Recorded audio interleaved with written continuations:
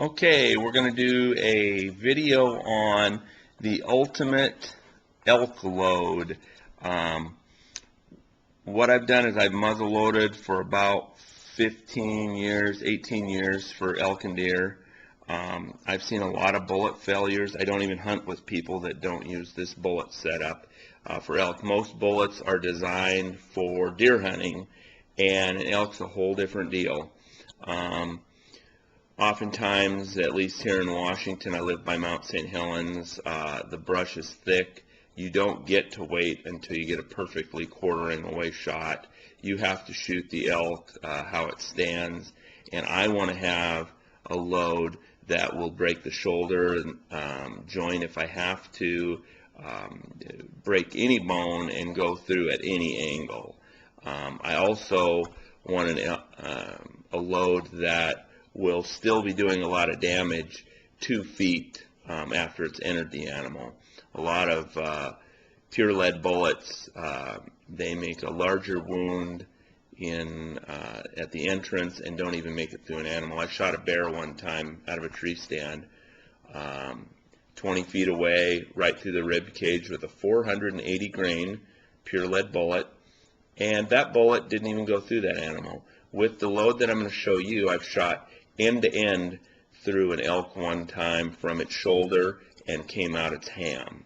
So these bullets do a lot of damage. They make a wound channel about 2 inches around as long as the animal.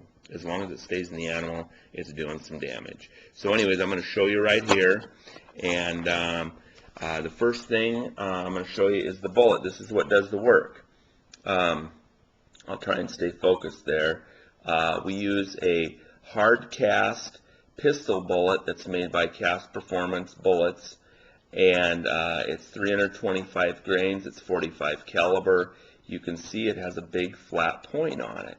That point does not expand. It is the right size for the speed of a muzzleloader or a hot pistol, and it makes that 2-inch wound channel as long as it's in the animal. I also have to tell you that with this load, I've shot right all the way through a 10-inch alder tree. That's quite a bit of wood to shoot through, and I don't think a 30-06 would do that. In fact, I know it wouldn't. So we use a sabot. I'll show you right here. It's made by Harvester. There's other ones available. You want to use one that will take plenty of powder. Right here, it's just their black one for a 50 caliber, and you just put the bullet into the sabot.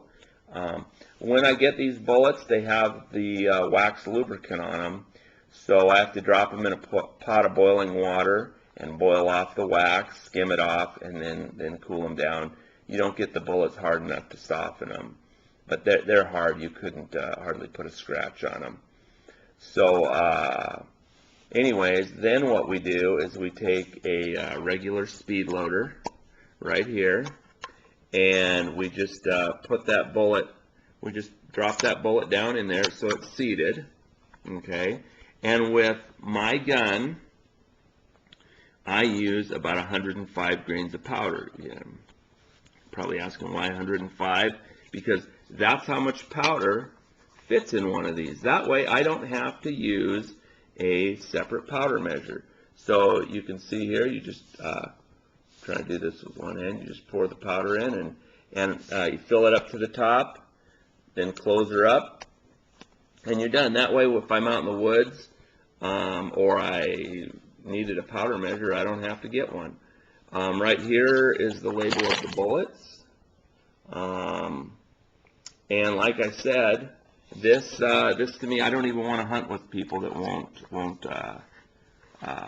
use this load, because it's a crying shame if you shoot an elk and don't kill it. So anyways, that to me is the ultimate elk load. I don't care how fast it's going, really. They still kill, even if they're not going really fast. And most of my shots are about 40 yards out here. Not to say that we haven't killed elk at over 125 yards, but with the trajectory and whatnot, I like to get close to animals. That's why I hunt with the muzzleloader. And so anyways, that's me signing off. Bye.